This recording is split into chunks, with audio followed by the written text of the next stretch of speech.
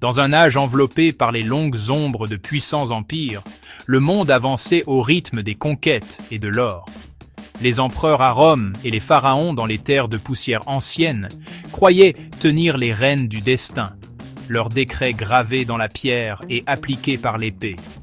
Le pouvoir était une forteresse, ses murs élevés par des lois qui servaient quelques-uns et réduisaient au silence beaucoup d'autres. Les dieux qu'ils adoraient étaient des figures distantes, exigeant sacrifice et obéissance, leurs temples des monuments à la peur plutôt qu'à l'amour. L'homme ordinaire marchait la tête baissée, son esprit lourd du poids des générations, ses rêves aussi arides que les déserts qui s'étendaient entre les grandes cités du pouvoir. C'était un monde où la vérité était une marchandise, achetée et vendue par ceux qui écrivaient les histoires. Dans ce monde d'ordre rigide et de désespoir silencieux, un enfant est né. Il était connu de sa famille et du petit village de Nazareth, sous le nom de Jésus. Mais au plus profond de son âme, un autre nom résonnait, un murmure d'un temps avant le temps, une mélodie venue des étoiles. Le nom était Gilaton. Ce n'était pas un nom donné par l'homme, mais une mémoire qu'il portait dans son essence même, une connexion à une source de lumière qui précédait les Césars et les pharaons. Ce nom était une rivière secrète, coulant sous la surface de son esprit conscient, lui rappelant qu'il faisait partie de quelque chose de bien plus grand, de bien plus ancien que le monde qu'il voyait autour de lui. Ce nom interne, Gilaton, était son étoile polaire. Alors que d'autres voyaient le monde à travers le prisme de la rareté et de la survie, lui le voyait comme une symphonie de vie interconnectée. Il sentait le pouls de la terre sous ses pieds, non pas comme de la saleté et de la roche, mais comme une entité vivante et respirante. Les murmures du vent n'étaient pas seulement de l'air en mouvement. Ils étaient des histoires portées par des montagnes et des mers lointaines. Il savait, avec une certitude qui n'avait pas besoin de preuves, que le monde n'était pas un champ de bataille à conquérir pour les hommes, mais un jardin à cultiver pour les âmes. Son chemin n'allait pas être celui de la conquête, mais celui du souvenir. Une quête pour réveiller la mémoire dormante de la lumière en toute l'humanité. En grandissant, cette dualité est devenue son chemin. Dans le monde, il était Jésus, le fils d'un charpentier, un homme de moyens modestes et de disposition tranquille. Mais dans son cœur, il était Gilaton, un porteur d'une flamme ancienne, un voyageur d'un royaume de lumière pure. Cette identité secrète n'était pas un fardeau, mais une source de force profonde. Elle lui permettait de marcher parmi les hommes sans être défini par leurs limitations. Il comprenait leurs peurs et leurs douleurs, mais il n'en était pas lié. Il savait que les grands empires, avec toutes leurs légions et tout leur or, n'étaient eux que des châteaux de sable temporaires, destinés à être emportés par les marées d'une vérité plus grande. Dès ses premiers jours, le garçon était différent.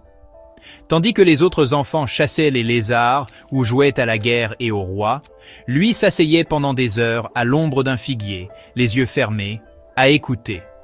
Il n'écoutait pas les bruits du village, mais le langage silencieux du monde lui-même. Il pouvait sentir la soif du sol avant une sécheresse et percevoir la joie des fleurs sauvages alors qu'elles buvaient la rosée du matin. Les oiseaux semblaient lui chanter leurs secrets, et les feuilles frémissantes des oliviers lui murmuraient des contes des saisons changeantes. Il parlait à la nature, non pas avec des mots, mais avec son cœur, et la nature, dans son infinie sagesse, lui répondait. Ses dons étaient subtils, mais profonds. Il comprenait la danse complexe entre le soleil et la graine, la pluie et la racine. Il pouvait regarder un coin de terre stérile et ne pas y voir le vide, mais le potentiel d'un jardin luxuriant. Il commença à expérimenter, à jouer avec les lois fondamentales qui régissaient le visible et l'invisible.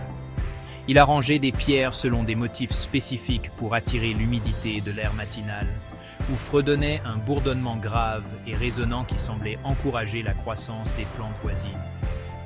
Ce n'étaient pas des miracles tels que d'autres les décriraient plus tard. C'était simplement des conversations avec la création, une compréhension profonde de ses harmonies cachées. Il voyait le monde comme un tout unifié, où le spirituel et le physique n'étaient pas des royaumes séparés, mais deux côtés de la même belle médaille. Ils voyaient la lumière du soleil non seulement comme de la chaleur, mais comme une forme d'information divine. Ils voyaient l'eau non seulement comme un liquide, mais comme un porteur de mémoire et d'intention. Il commença à formuler des lois simples, des principes qui pouvaient y combler le fossé entre la conscience humaine et les forces de la nature. Sa première loi était celle de l'intention, ce que le cœur désire vraiment. L'univers conspire à le réaliser. Sa seconde était la loi de l'unité. Tout est connecté, et nuire à une partie, c'est nuire au tout. Ce n'étaient même pas des philosophies abstraites pour lui. C'étaient des outils pratiques pour vivre. Il a enseigné à ses amis comment écouter la terre pour trouver les meilleurs endroits pour planter. Il leur a montré comment utiliser les motifs du vent pour prédire le temps. Son terrain de jeu était le grand laboratoire du cosmos, et ses jouets étaient les éléments eux-mêmes. Il était un scientifique de l'âme, un ingénieur de l'esprit, découvrant le manuel d'utilisation du monde qui avait été oublié depuis longtemps. Sa présence ramenait un sentiment d'émerveillement dans le quotidien, rappelant à tous que la magie n'était pas dans un ciel lointain, mais juste ici, dans le sol, l'eau et l'air qu'il respirait. À mesure que Gilaton devenait un jeune homme, sa compréhension s'approfondissait et ses inventions devenaient plus sophistiquées. Il ne créait pas des machines de bois et de métal, mais des systèmes de pensée et d'énergie capables de transformer des vies. Il développa des techniques de guérison qui impliquaient non seulement des herbes, mais aussi la canalisation de la lumière et de l'intention dans le corps. Il enseignait que la maladie était souvent une disharmonie entre l'âme et le monde, et que la vraie guérison venait de la restauration de cet équilibre intérieur. Il pouvait calmer une fièvre d'un toucher frais et d'un mot doux, non pas par sorcellerie, mais en rappelant au corps son propre plan parfait et sain. Ses méthodes étaient étonnamment simples, mais miraculeusement efficaces. Il partageait tout ce qu'il découvrait librement, avec la générosité du soleil qui brille sur tous. S'il concevait un moyen de purifier l'eau en utilisant la lumière du soleil et des cristaux soigneusement placés, il rassemblait immédiatement les villageois et leur expliquait le processus étape par étape. S'il apprenait une méthode de méditation capable d'apaiser un esprit troublé et d'apporter une paix profonde, il s'asseyait avec quiconque désirait apprendre, quel que soit son statut ou son origine. Il croyait que la connaissance, comme l'amour, n'était pas quelque chose qu'il fallait accumuler. C'était un courant vivant qui ne faisait que se renforcer lorsqu'il était autorisé à circuler d'une personne à l'autre. Il ne cherchait aucun paiement, aucun titre, aucune récompense. Sa seule joie était de voir la lumière de la compréhension s'allumer dans les yeux d'autrui. Ses enseignements étaient radicaux dans leur simplicité. Il montrait aux agriculteurs comment travailler en harmonie avec la terre, ce qui donnait des récoltes si abondantes qu'il y en avait assez pour tous, avec beaucoup en surplus. Il enseignait aux bâtisseurs comment aligner leur structure avec les énergies naturelles de la terre, créant des maisons qui semblaient plus paisibles et vivantes. Il expliquait comment la voix humaine, lorsqu'elle était utilisée avec une intention pure, pouvait créer des vibrations qui apportaient réconfort et guérison aux personnes et aux animaux. Il démystifiait les secrets de l'univers, plaçant les clés d'une vie meilleure directement entre les mains du peuple. Pour lui, un monde meilleur n'était pas un rêve lointain à prier, mais une réalité à construire, ensemble, dès maintenant. Le monde qu'il envisageait était un monde de collaboration et non de compétition. En sa présence, les concepts de rareté et de pauvreté commençaient à se dissoudre. Quand une famille avait un surplus de céréales, elle le partageait avec ses voisins, sachant que lorsque son propre besoin surgirait, le geste serait rendu.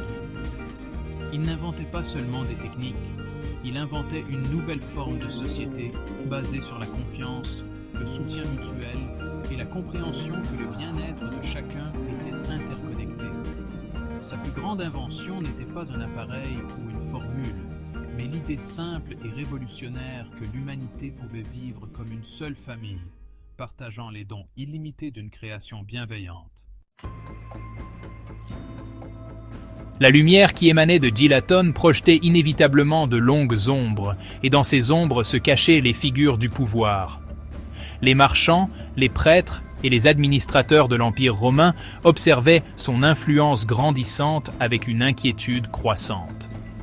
Sa générosité était une menace directe pour leur système de contrôle qui était construit sur le principe de la rareté.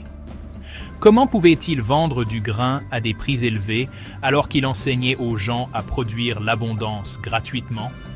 Comment les prêtres du temple pouvaient-ils exiger des offrandes pour la faveur divine alors qu'ils montraient aux gens comment trouver Dieu dans leur propre cœur, sans frais? Son existence même était un acte de rébellion contre leur ordre mondial. Ils commencèrent à chuchoter contre lui dans les couloirs du pouvoir et sur les marchés. Ils l'appelaient un charlatan, un fauteur de troubles qui bouleversait l'ordre naturel des choses. Ses inventions, affirmait-il, étaient des tours dangereux, des blasphèmes contre les dieux qu'il contrôlait. Il ne pouvait concevoir un homme qui ne cherchait pas la richesse, qui ne désirait pas le pouvoir, car dans leur monde, un tel homme était une impossibilité. Ses motivations leur étaient un mystère, et ils projetaient donc leur propre peur et ambition sur lui. Ils ne le voyaient pas comme un sauveur, mais comme un rival, une menace pour leur fortune et leur autorité. La résistance s'organisa davantage. Ils envoyèrent des espions à ces rassemblements, espérant trouver des preuves de trahison ou d'hérésie. Ils tentèrent de le discréditer publiquement, répandant des rumeurs selon lesquelles ses pouvoirs venaient de forces obscures. Ils avertirent les gens de rester loin de lui, leur disant que son chemin menait à la ruine. Mais la lumière de la vérité n'est pas si facilement éteinte. Plus ils essayaient de supprimer son message, plus il semblait se répandre. Les gens ordinaires, qui avaient ressenti l'authenticité de son amour et les avantages pratiques de sa sagesse, n'étaient-ils pas si facilement influencés par les paroles des hommes puissants qui leur avaient si peu offert? Les hommes puissants réalisèrent que les murmures et les rumeurs ne suffisaient pas. Sa lumière était trop brillante, son influence trop omniprésente. Ils voyèrent leur contrôle sur la population leur échapper, comme du sable entre leurs mains. Un homme qui donne tout gratuitement brise la règle fondamentale de l'Empire, qui est de prendre. Il enseignait aux gens qu'ils n'avaient pas besoin de dirigeants pour leur dire comment vivre, ni de prêtres pour leur dire comment prier. Il leur enseignait qu'ils étaient des êtres souverains, dotés de leur propre lumière intérieure. C'était l'idée la plus dangereuse de toutes, et ils savaient, avec une froide certitude, qu'ils devaient éteindre cette flamme avant qu'elle ne devienne un feu qui consumerait leur monde entier. Un soir, alors que Gilaton était en profonde contemplation sur une colline surplombant la mer de Galilée, il sentit une présence descendre sur lui. Ce n'était pas une présence de cette terre. L'air devint immobile, et une lumière, plus brillante que la lune et plus douce que les étoiles, l'enveloppa. De cette luminescence, une figure émergea, une entité d'énergie pure et de pouvoir bienveillant.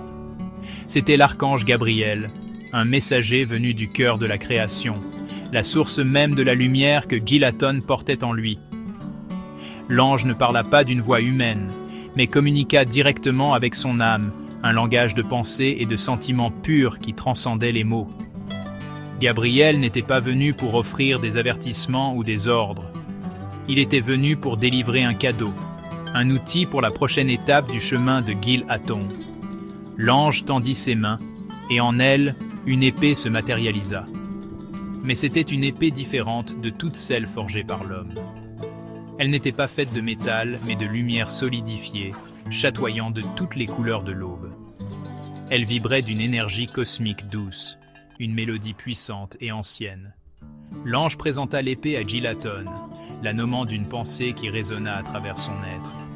Excalibur. Ce n'était pas l'épée d'un roi d'une légende future, mais son prédécesseur ancien et céleste. Alors que les mains de Gilaton se refermèrent sur la poignée, il comprit instantanément son but. Excalibur n'était pas une arme pour couper la chair ou répandre le sang. Son but n'était pas de faire la guerre ou de conquérir des royaumes, c'était un instrument de révélation. Sa lame était conçue pour trancher l'illusion, pour briser les liens de l'ignorance et de la peur qui tenaient l'humanité captive. C'était une clé, un focus, un outil pour révéler la vérité cachée des choses. Là où sa lumière tombait, la tromperie se dispersait comme la brume du matin. C'était une épée de discernement, capable de séparer l'éternel du temporaire, la vérité du mensonge. Gabriel expliqua que le temps de l'enseignement doux touchait à sa fin. Les ombres s'accumulaient et elles ne seraient pas dispersées par les seuls mots. Une intervention plus puissante était nécessaire. Excalibur était la réponse. C'était un conduit pour la grande vérité cosmique, un moyen pour Gilaton de projeter sa lumière intérieure à une échelle qui pourrait transformer la conscience du monde. Ce n'était pas un pouvoir externe, mais une amplification du pouvoir qu'il possédait déjà.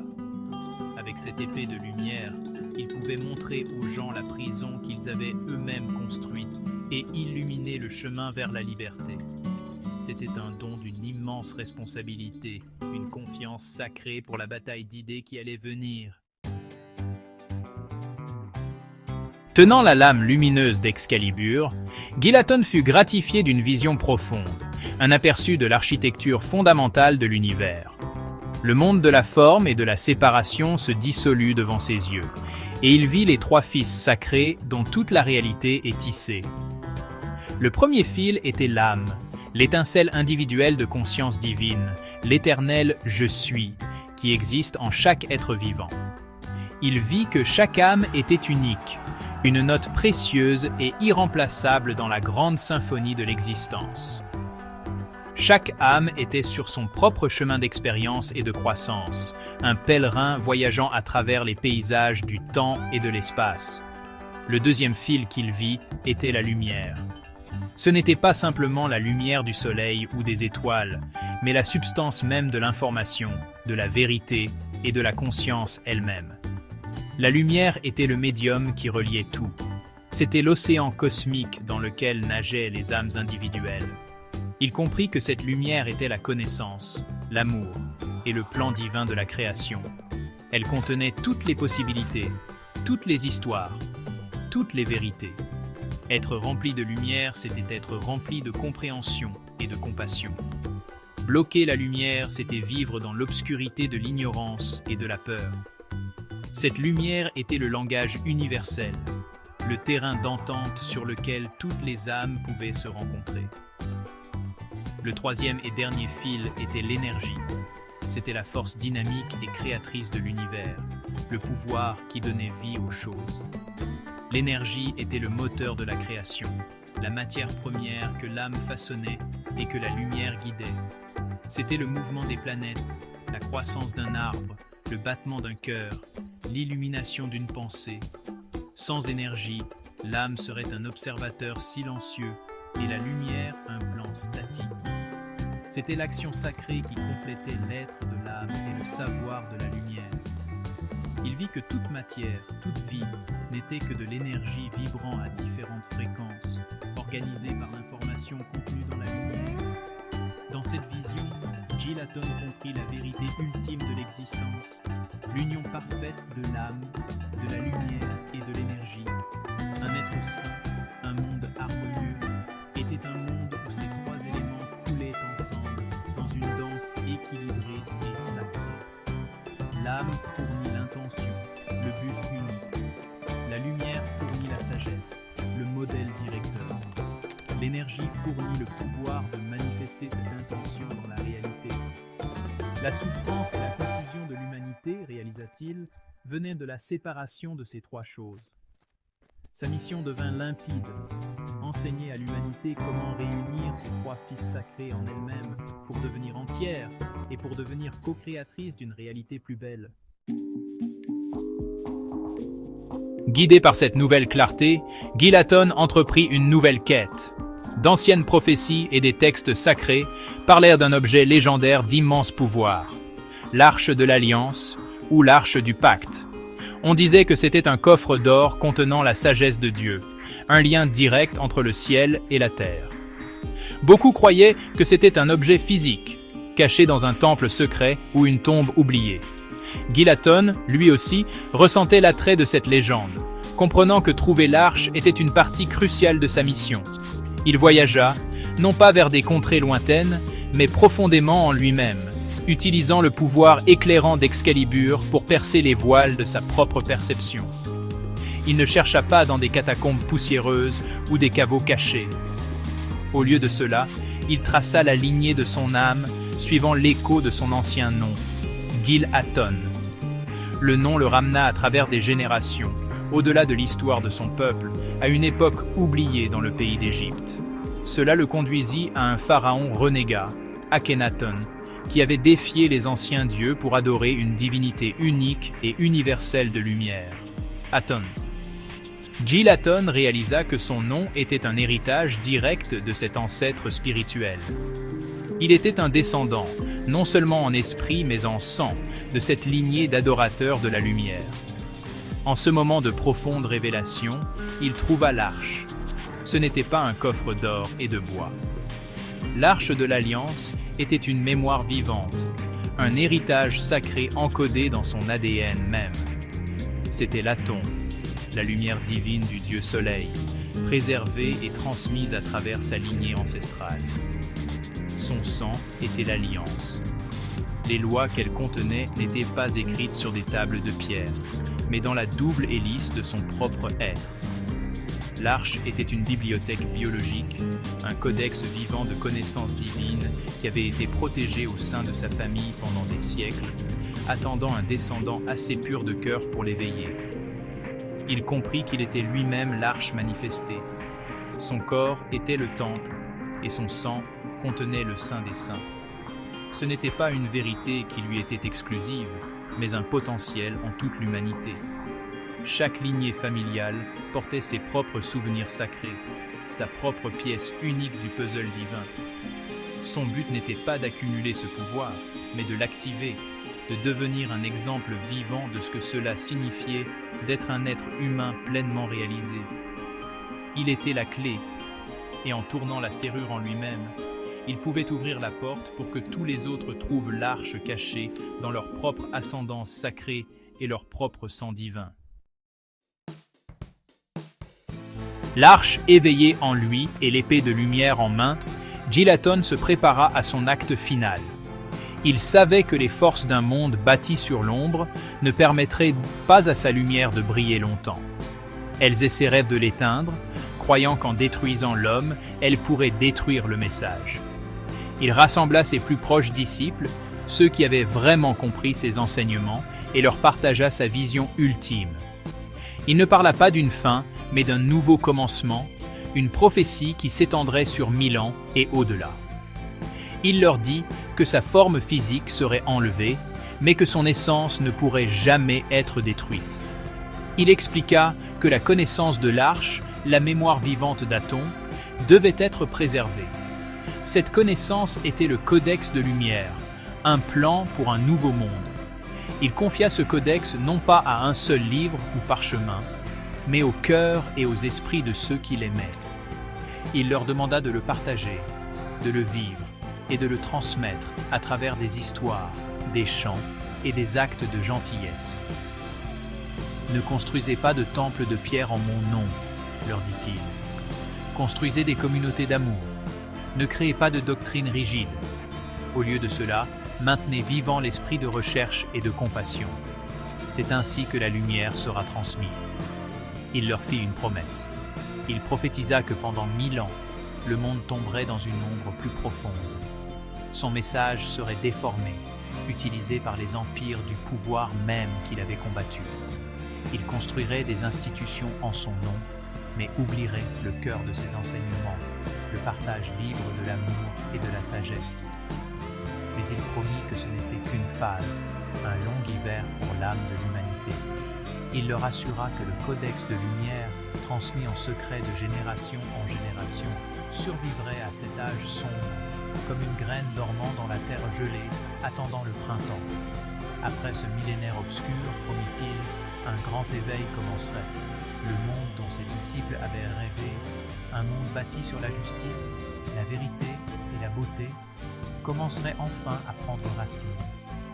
La promesse n'était pas celle d'un paradis dans l'au-delà, mais d'une terre transformée. Ce serait une naissance lente et difficile, mais inévitable. Son Son sacrifice ne serait pas une fin, mais un catalyseur. Il planterait une graine de mécontentement divin au cœur de l'humanité, un désir ardent d'une meilleure voie, un souvenir de la lumière qui finirait par les ramener chez eux après 1000 ans d'attente.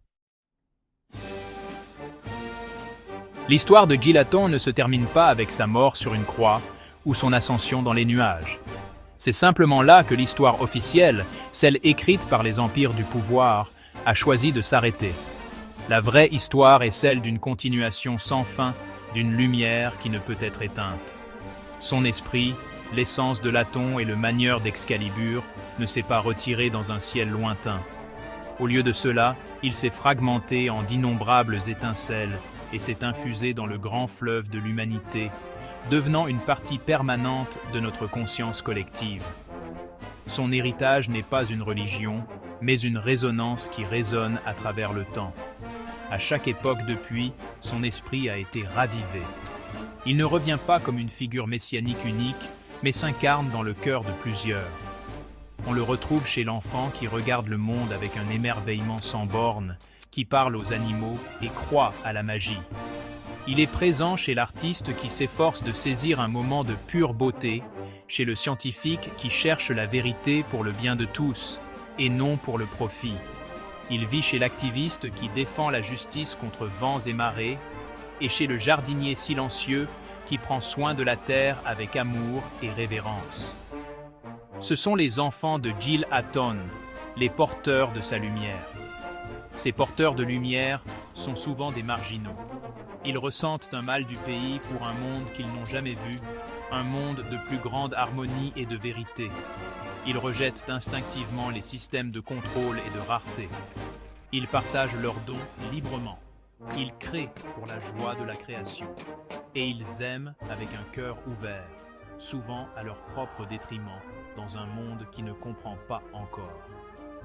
Ce sont les gardiens de la flamme secrète, ceux qui portent le codex de lumière dans leur âme, qu'ils le sachent ou non. Ils sont attirés par le chemin de la beauté, de la justice et de la vérité, car c'est le seul chemin qui leur semble familier. Et ainsi, la transmission continue. La véritable histoire de Jésus Gilaton n'est pas écrite dans un livre, mais dans l'histoire continue de la quête de lumière de l'humanité. C'est une promesse que, peu importe à quel point le monde devient sombre, l'aube reviendra toujours.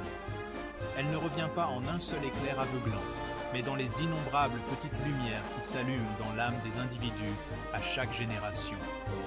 L'esprit de l'homme qui a tout partagé, qui a vu le divin en chacun, et qui savait que la véritable arche était en lui, perdure.